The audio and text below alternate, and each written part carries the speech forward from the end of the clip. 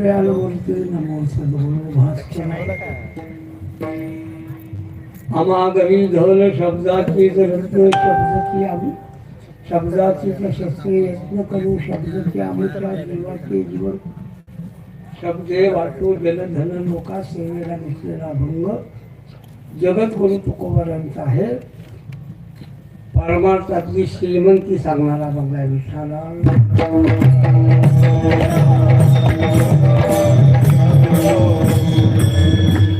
मी कालपासून असा विचार करते अभंग कोणता द्या. मला भक्तराजाच्या संबंधी अभंगच कोणता अभंग घ्यावा.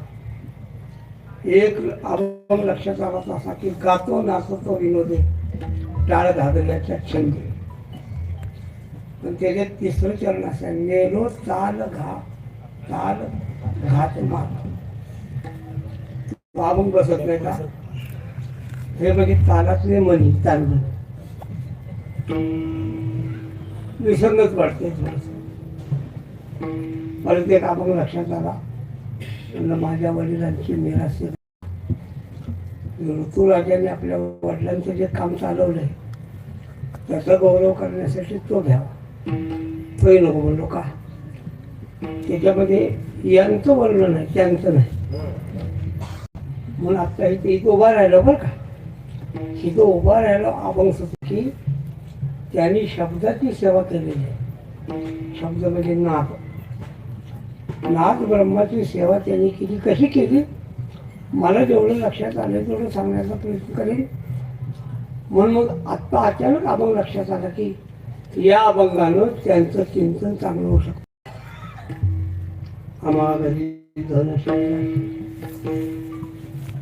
मला जरा वेळ करण्यास सांगायची माफी मागतो. थोडं कमी बोलणार आहे, मोजकं बोलणार आहे, पण वेचक बोलणार आहे. विशाला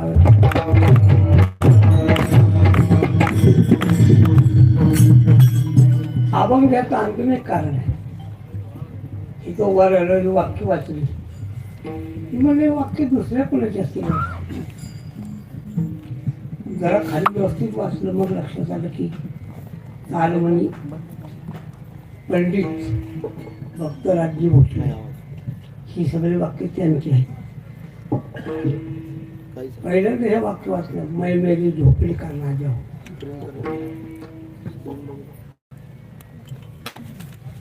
माझा आणि भक्तराजचा संबंध तरी 50च्या आसपास. तरी सुद्धा साधारणपणे 1974-75ला भक्तराजाची माझी ओळख झाली. ते जेव्हा आळंदीत आले तेव्हा पहिल्यांदा 2 वर्ष आमच्याच मठात होते. त्यामुळं आमचा विद्यार्थी म्हणून आम्ही त्याच्याला बघायचो. म्हणजे एक उली 50 वर्षाचा त्याचा आमचा चांगला घनिष्ठ संबंध आहे. पण ते त्यांचं वाक्य वाचलं लक्षात येते की ते जीवनामध्ये श्रीमंत बनण्याची हौस नव्हती. ते म्हणतात मै मेरी झोपडी का राजा. पण ज्याला कलेचा अभिमान म्हणतात याचा घरी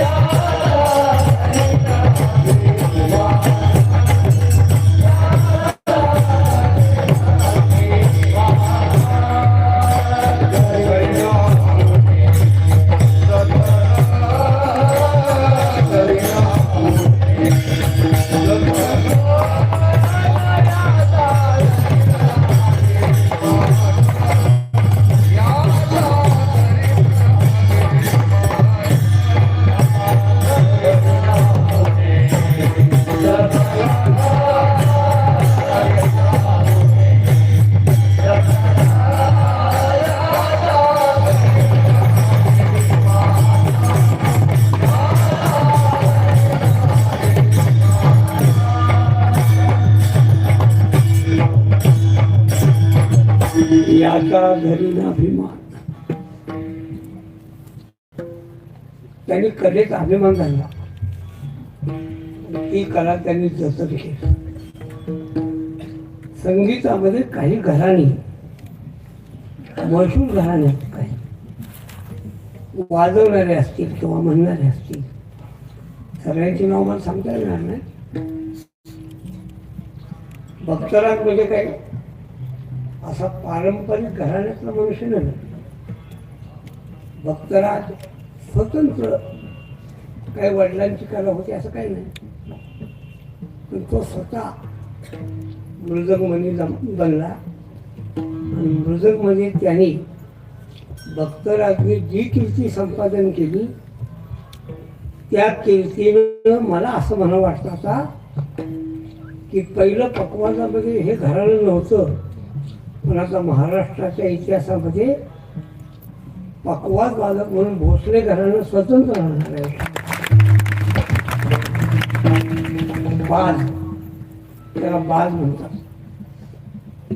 लोकांना सामान्य भक्तराज भोसल्यांचा बाज आहे, वाचवण्याची ही पद्धत आहे. त्यांचं काय वैशिष्ट्य खरं म्हणजे मी भक्तराज जाईपर्यंत भक्तराजांचा कधी अवजाव कधीच बोललो नाही. त्यांना मी पहिल्यापासूनच आवाज होय, आता ही जबाबदारी माझी नाही बाबा, ऑपरेशन केलं का आता मला परत सुरुवात करावं लागेल. सेवेला घेतलेला अभंग बघा. श्रोते लक्ष द्या, श्रोते लक्ष द्या. ऐकू येते का? ऐकू येते का? नाही. हॅलो माय चेक, हॅलो माय चेक नाही. आता गाड्या मार जरा लवकर करा गाड्या, मला वेळ देते. मला भक्तराची काही माहिती सांगायची आहे की भक्तराचं एक वैशिष्ट्य होतं की तो स्वाभिमानी. कोणाला मला सुद्धा येत, मला सुद्धा वेळ प्रसंगी उलट बोलणार. ते म्हणले महाराज म्हणून काय तुमचं ऐकणार नाही. ते म्हणले कीर्तनाचं तुम्हाला कळेल, पाकवाचं मला कळतं. स्वाभिमान लाचार नाही. मला बोलवा, माझी पकवाजाची करायला नाही, हे त्यांचं वैशिष्ट्य होतं खास. काय खरं म्हणजे पकवाजाची कला पाक भारतात नव्हे, भारताच्या बाहेर नेण्याचं काम त्यांनी केलं. जसे आपले उद्धव बापू, शंकर बापूंचे केलं, तसं याने पकवाज आम्ही परदेशात जाऊन वाजवले, पण त्याचा गर्व नाही. आता पुढे सांगायचं अर्थ सांगतात ते शेजारी पकवाज ठेवले. बाकीच्या लोकांना करणार पकवाज काय काय विशेष? पकवाज विशेष आहे की हा पकवाज ज्यावेळेस त्यांनी बनवला तर बघण्यासाठी मला घरी बोलवलं होतं. म्हणजे वेळ काढून माझ्या घरी मला पकवाज बघायला आलं. मी म्हणलं आता पकवाज काय बघायचं आहे? म्हणजे बघितलं सांगा. मी घरात गेलो, त्यांनी माझ्या पुढे पकवाज ठेवला. कशाचा आहे सांगा. मी म्हणलं काय असं शिसम, आमच्या डोक्यात शिसमच ना. ऐकू येतंय का? हा मग बरं, नाहीतर मला एक एक वाक्य दोन दोनदा सांगावं लागलं. कशाच? त्यांनी मला विचारलं पकवाज कसला असतो सांगा. म्हणलं पकवाज पकवाज असं का असतो? नाही म्हणले पकवाज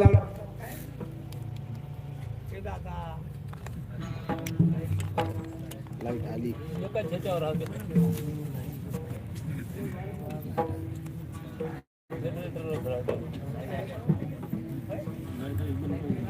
लाईट आली आहे.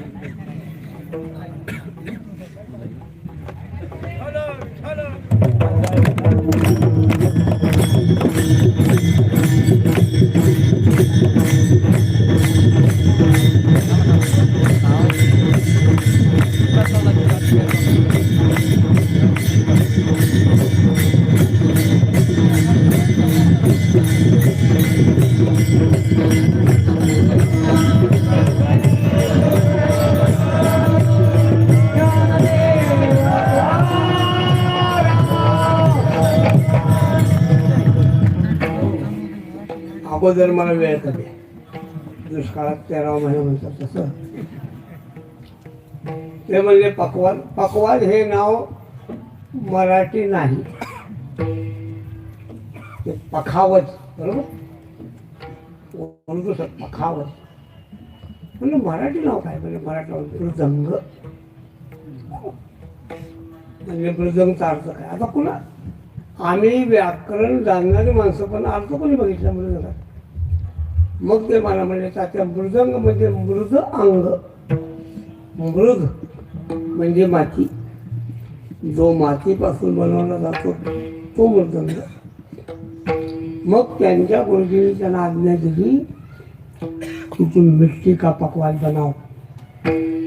त्यांनी त्यांना गाईड केलं. मग त्यांनी 14 प्रकारची माती गोळा करून घडवलेला मृदंग म्हणजे हा मृदंग आहे. उभ्या भारतात कोणत्याही पकवानाकडं असला मृदंग उभ्या भारतात नाही. मला अभिमान आहे. आणि जेव्हा मी त्यांच्या घरी आलो तेव्हा घर काय हो, भाड्याचं घर होतं काहीतरी. तुम्ही गेलेलो 1-2 बारक्या अशा खोल्या, बाहेर बसलेलो. मला एवढंच सांगायचं की त्याने आपली जिंदगी धन कमवण्यासाठी घालवली नाही. भक्तराजनी आपली जिंदगी कला कमवण्यासाठी, हाडाचा कलाकार, हाडाचा जातीवंत कलाकार असं ते जगले. म्हणून मी अभंग बदलला. आमा घरी धन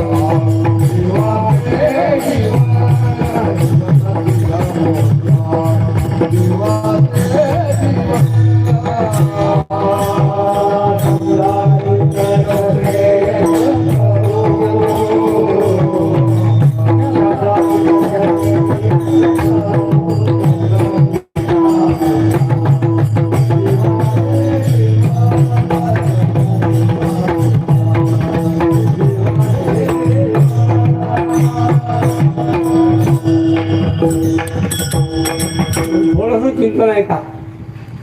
सगळं जग धनाच्या पाठीमागे, सगळं कोणी अपवाद नाही. वारकरी संप्रदायानं ह्याच्या बाबतीत कळसच करून टाकला. मला तो कलवट विषय सांगायचा नाही. परत भक्तराज की भक्तराजनी संसार केला नाही, घर सुधारावं असं काय केलं. आता घरात बसून आलो ना, बसल्यावर विचारलं, म्हणलं भक्त त्यांचं घर बाकीच्या पकवाजांनी काय काय केले ते सांगत बसत नाही. कीर्तनात 2 ताली भंडारांचे बंगले आहेत, 2 ताली. त्यांनी म्हणून लक्षात ठेवा, धन आहे ना, धन आपलं नाही, धन संतांचं. आपलं धन थोडक्यात सांगतो, चोरीला जातं. आपलं धन वाटलं जातं. आपलं धन पुरत नाही. आपलं धन वर नेता येत नाही. परमार्थात धन वाटलं जात नाही. परमार्थात विशेष म्हणजे परमार्थाचं धन जेवढं वाटेल तेवढं साठतं. आता ऋतुराजनी त्यांची कला जेवढी मुलांना देतील तेवढी वाढेल. ही विद्या आहे ना, ही विद्या जेवढी चोरल तेवढी कमी पडते. जेवढी वाटेल म्हणजे उलट आहे. व्यवहारातला खजिना वाटेल तेवढा संपतो, परमार्थातला खजिना वाटेल तेवढा वाढतो. जेवढं वाटेल तेवढं वाढतच जातो. म्हणून तुकोबाराय सांगतात सेवितो रस वाटितो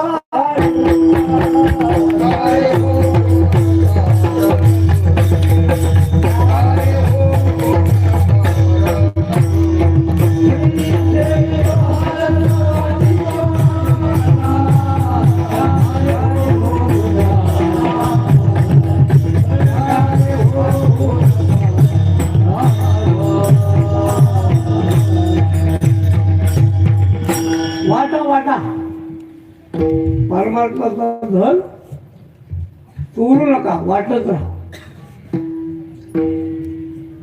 एका माणसाची संपत्ती एका पिढीमध्ये संपली खलास. ज्याच्या घरात वडिलांनंतर भांडण नाही असं घर दाखवा की तुमची पाठ पडतात.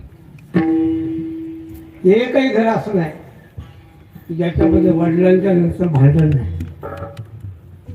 पण एक लक्षात ठेवा, ज्ञानोबाराय, तुकोबाराय, नाथराय, नामदेवराय वगैरे वगैरे सगळे संत, सगळ्या संत ज्ञानोबारायांनी समाधी घेऊन 227 वर्ष झाली. नामदेवरायांच्या समाधीला 250 200 चुकलं की 725 वर्ष झाली. नामदेवरायांच्या समाधीला 675 वर्ष झाली. अजून त्यांचं धन चालू आहे. पैसे संपले पण ज्ञानेश्वर संपले नाही. पुढती पुढती पुढती या ग्रंथ पुण्य संपले. सर्व सुखी सर्वभूती संपूर्ण होईल. म्हणून तुकोबाराय उल्लेख करतात की खरं धन पैसे नाही, खरं धन आहे शब्द. शब्द भांडार, शब्द संपत्ती. आम्हा घरी धन काय? शब्द. शब्दाचीच रत्ने, त्यांचे शब्द रत्न आहेत. शब्दाचीच शस्त्रे, रत्न शब्दाची, शस्त्र ही शब्दाचंच. तीक्ष्ण उत्तरे हाती घेऊन बाणतरे शस्त्र. आमच्या जगण्याचं साधन शब्दच. शब्दाचे आमच्या जीवाचे जीवन लोकाला देण्याचं साधन तेच. शब्दे वाटू जन धन लोका. सगळ्या लोकांना मी शब्दच वाटतो. नाही आमचा देव सुद्धा शब्दच. का म्हणजे पहा, शब्दची हा देव म्हणजे काय? शब्द देव म्हणजे काय? ओमित्येकाक्षरं ब्रह्म व्याहरन् मामंस. गीतेच्या 8व्या अध्यायामध्ये सांगितलं की ओमित्येकाक्षरं ब्रह्म. ओम म्हणजे एकाक्षरी ब्रह्म आहे. कोणत्याही सगुण मूर्तीची उपासना करा, ब्रह्माची उपासना करता येत नाही. पण ओंकार जो आहे, ओंकाराची उपासना म्हणजे ब्रह्माची. का म्हणे पहा, शब्दाची हा देव. आणि देवाची पूजा कुठली? देवाची पूजा शब्दानेच. शब्दाच्या द्वाराच देवाचा. आणि शब्दाच्या द्वारा म्हणजे काय? एक आपण बघा, कासयाने पूजा, हाची संदेह माझा, आंघोळ घालावी, उदके न्हाणू तरी पाणी म्हणजे तू. तिथे काय माझे गंध लावा, तर गंधाला सुगंध कुणी दिला? गंधाचा सुगंध. फुलं व्हायची. पुष्पामध्ये परिमळ कुणी घातला? पुष्पाचा. ते मी दुर्बळ खाय. दक्षिणा द्यायचं, वाहू दक्षिणा तरी. अन्न द्यावं तर ब्रह्मतेचे अन्न. गाव गातात ओंकार. टाळी वाजवावी आणि नादेश्वर. नाचावं, नाचण्यासाठी जागा नाही, नाचावया था. म्हणून तुकोबाराय सांगतात, नाचावया थार नाही कोठे. तुका म्हणे मज अवघे तुझे ना.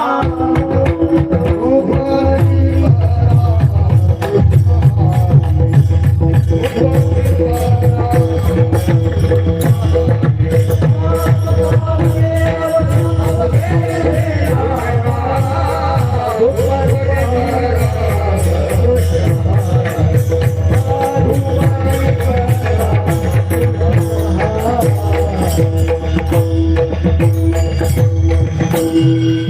म्हणे मग जाऊ दे तुझे ना काय असेल ते तुझी या नामाची सकळ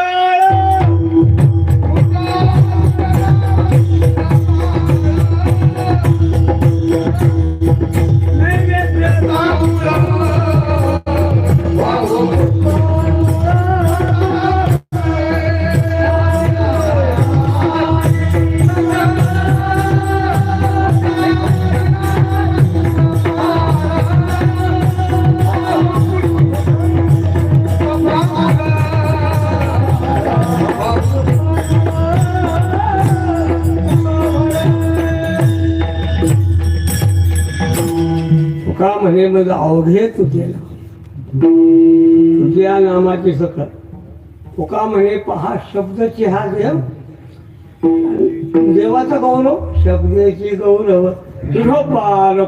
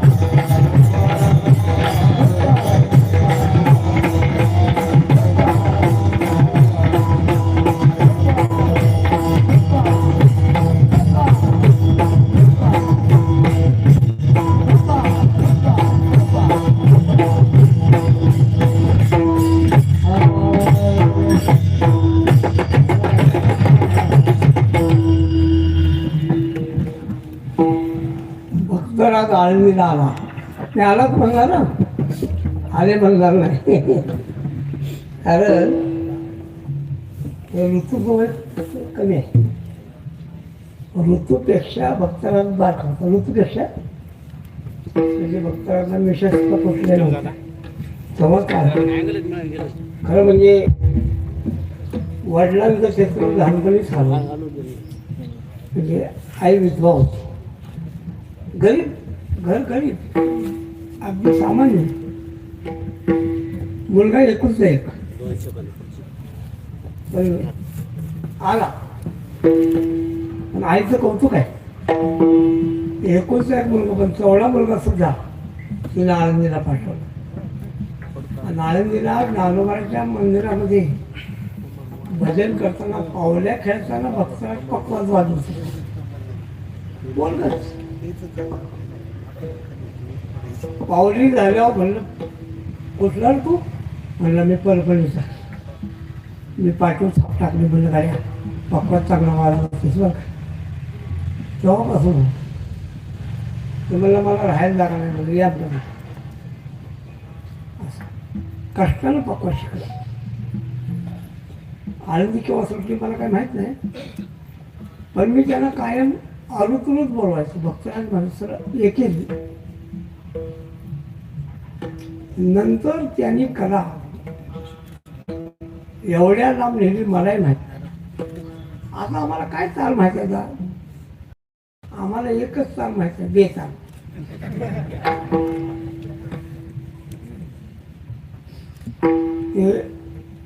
गाठ पडत होती वरची मध्यंतरी. इकडे या भागात आलं की सत्याला पकवाज वाजवायचे. आम्ही कराडला मोठे कार्यक्रम केले. मला एक दोनदा म्हणला तात्या मला तुमच्या सप्त्यात या. दोनदा म्हणला तुमच्या सप्त्यात मला पकवाज वाजवायचा. काही लोकांना आला नाही. नंतर गाठ पडली तेव्हा ते मला म्हणजे तात्या मी ध्रुपद धमाल शिकलो. ध्रुपद धमाल आता आम्हाला काय नाही ध्रुपद धमाल आहे म्हणजे कसला असतो ध्रुपद धमाल? ते म्हणजे ध्रुपद धमाल ऐकण्यासाठी सुद्धा ऐकली लागते. अरे बापू शंकर बापूंच्या संबंधाने पंढरपूरला अमळनेरच्या मठामध्ये एकदा ध्रुपद गायन झालं. त्याच्यामध्ये मी बसलो. पंजाबी माणूस होता, पंजाबी. बसलो. बापू माझे शेजार बसले. बापू मला सांगायचे तात्या ही कला अशी आहे. भजन झाल्यावर जाऊन गाठ घेतली. त्याला उद्धव बापूंनी पकवाज वाजवला होता त्यांच्या ध्रुपदचा.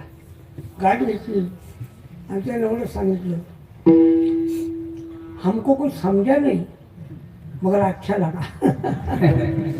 मला आठवते त्यांनी मालकं सराग गायला होता.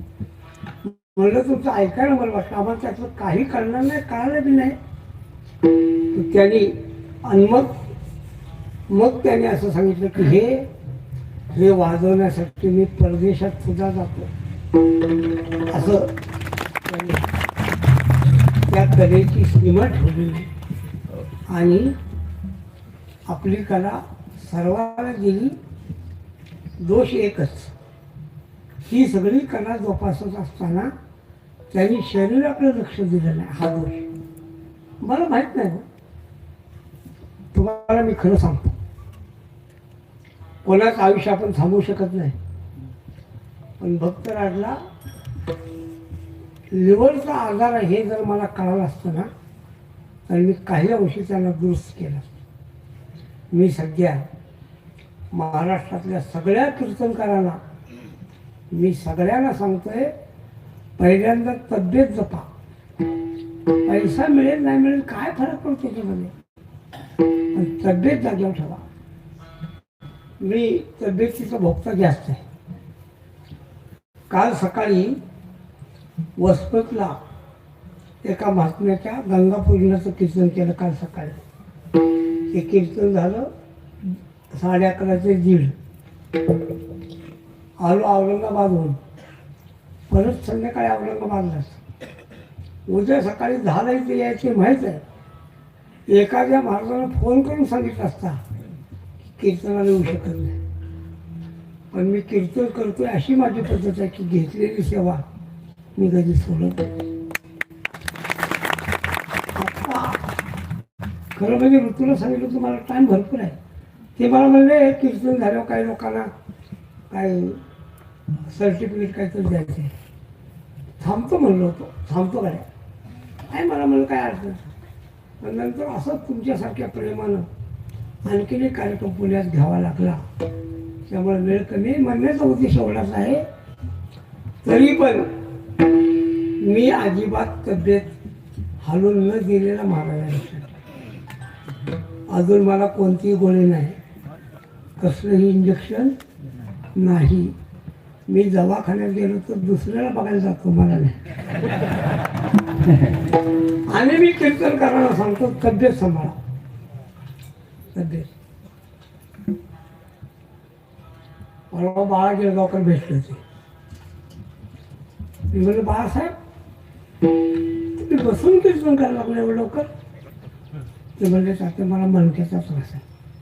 मी त्यांच्या खांद्यावर हात ठेवायला सांगितलं, तब्येत जपा, पैसा येईल जाईल त्याची काळजी करू नका, तब्येत. कीर्तनकारांनी कलाकारांनी तब्येत जपली पाहिजे. आता हे गायन म्हणलं की अतिरेकी जागरण हो, त्याला काही माप नसते ना. पहाटे 2ला जेवायचं, 2:30ला जेवायचं, 3ला जेवायचं, केव्हा जेवायचं. असा जागरण करत असताना त्यांनी दुर्दैवानं तब्येतीची काळजी केली नाही, हा त्यांचा दोष. परिणामाचा हा लिव्हर सारखा भयंकर मोठा आजार, अपचन सगळ्यात महत्वाचा आहे. ते अपचन सारखा विकार त्यांना जडला आणि त्यामध्ये माझं दुर्दैव असं की मागच्या वर्षी मार्गशीर्ष महिन्यामध्ये दसाडीला कीर्तन केलं. आलेत का ते बाबा? नाही, दसाडीकडे आलेत का? दसाडीला कीर्तन केलं त्यांच्या मंडळीची पुण्यतिथी. त्या दिवशी असं झालं, यायला झाला वेळ आणि जायचं होतं नाशिक. त्यामुळं आजच्यापेक्षा कमी, आज तर जरा शांत बोलतोय मी. एवढं 15 मिनिटात बोललो आणि 20 मिनिटात 25 मिनिटात कीर्तन संपवलं. त्या कीर्तनामध्ये भक्तराज जाऊन बसला होता खांबाला टिकून. असं मला माहीत नाही तब्येत खराब झाली, मला वेळ झाल्यामुळं मी गंगापूरला काय येऊ शकलो नाही. गेलेला फोन आला मला, म्हणलं गाड्याचा लांब आहे काय, पण ते जाईपर्यंत माहीत नाही की भक्तराज एवढा आजार आहे. म्हणलं झालं काय त्याला? नाही म्हणले त्यांना पोटाचा त्रास होता, अशी तब्येत त्यांची बाहेर. पण नंतर माझ्या लक्षात आलं की तृतीयेला गेले तर तृतीयेपासून त्यांचं श्राद्ध साधारणपणे अमावस्येच्या आसपास कुठेतून आला असेल. आणि त्यावेळेला आम्ही नेमकं नेहमी शरणात गेलो होतो. आत्ता लक्षात आलं की नेहमी शरणात गेल्यामुळं त्यांच्या गंगा पूजनाला सुद्धा हजर राहता आलं नाही. म्हणून जेव्हा ऋतुराज भेटला, कोणाचं घेऊन आला होता, मी काय त्यांना स्वतंत्र ओळखत नव्हतो. परिचय करून गेला म्हणजे भक्तराजची चिरंजीव, म्हणजे चांगला आहे गाड्या मागच्या वर्षी म्हणून त्यांनी जेव्हा सांगितलं 10 तारीख, तेव्हा त्यांना विचारा बिनशर्त म्हणजे 10 तारीख येणार गाड्या. आमच्या एखादा चांगला विद्यार्थी त्याच्याबद्दल बोलायचं नाही, मग काय बोलायचं म्हणून लगेच त्याला होकार दिला. येणार म्हणजे 100% येणार. कारण का मागच्या वर्षी मी त्यांच्याविषयी काही बोलू शकलो नाही. एवढंच एका वाक्यात सांगतो की त्याने निर्माण केलेलं जे मृदंग जगत, जगत म्हणायचं जे मृदंग जगत त्यांनी निर्माण केलं, ती कला आणि तो वारसा सुदैवानं त्यांचे चिरंजीव ऋतुराज जोपासतायत. ते मला बरं वाटलं की आपल्या वडिलांची कला तितक्याच जोपासानं आणि त्यांच्या नावानं त्यांचा मृदंग क्लास ते चालवत आहेत. भगवान करो. मी सुरुवातीला बोललो आपलं इथनं पुढं पकवाजाच्या कलेत भोसले घराणं म्हणून एक स्वतंत्र घराणं तयार होते. ते कुठलं घराणं म्हणजे भक्तराज भोसलेंचं घराणं की जे या मृदंगाच्या सेवेमध्ये आपलं जीवन खर्च करते. वडीलकीच्या नात्यानं मी जर याच्या वडिलाला अडकवून बोललो नाही तर याला बोलायचं काय कारण? वडीलकीच्या नात्यानं मी गुरुराजला आशीर्वाद देतो आणि त्यांनी ही वडिलांची कला नुसत्या महाराष्ट्रात नाही, नुसत्या भारतात नाही, संपूर्ण जगामध्ये विख्यात करण्याचा प्रयत्न करा. आणि माझ्या भाषेत बोलायचं तर असं, माझी भाषा आहे की ती ऋतुराज तुम आगे बढ़ो, हम तुम्हारे हम ऐसा नहीं कहते हैं तुम आगे बढ़ो हम तुम्हारे साथ, ऐसा नहीं कहते. हम ऐसा कहते हैं तुम आगे बढ़ो हम तुमसे भी आगे हैं. राम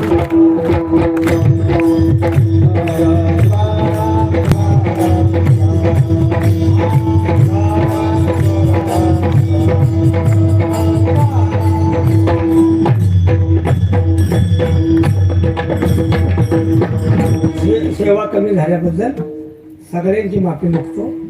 सगळ्यांनी क्षमा करा. मला उद्धव तुका म्हणे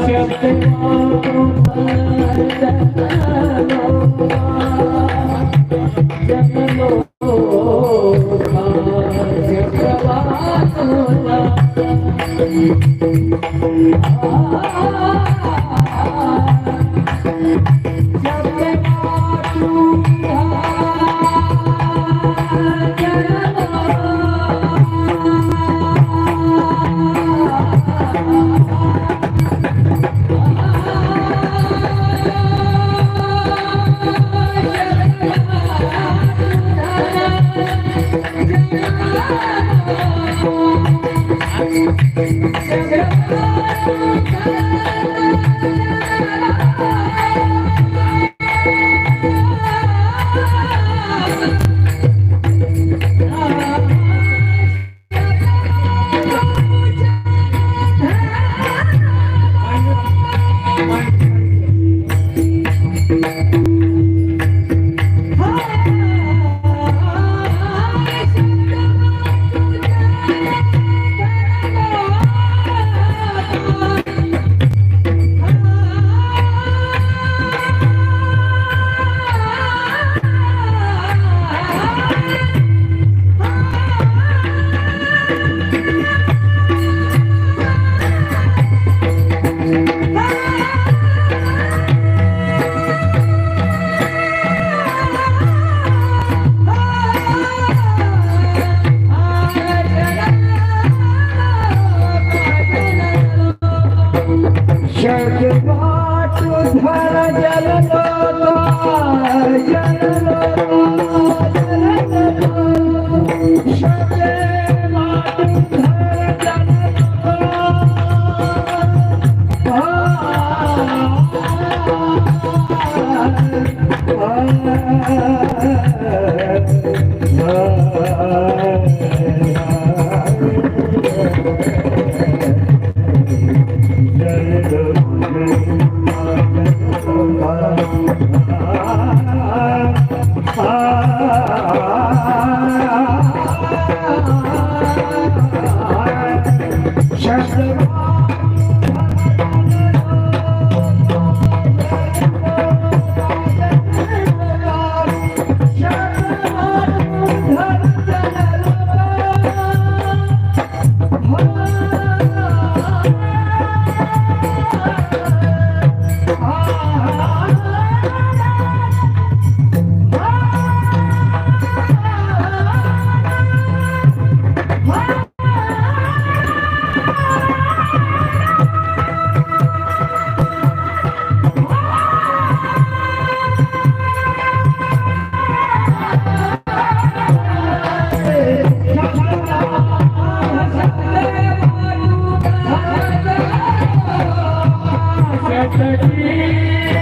आवडता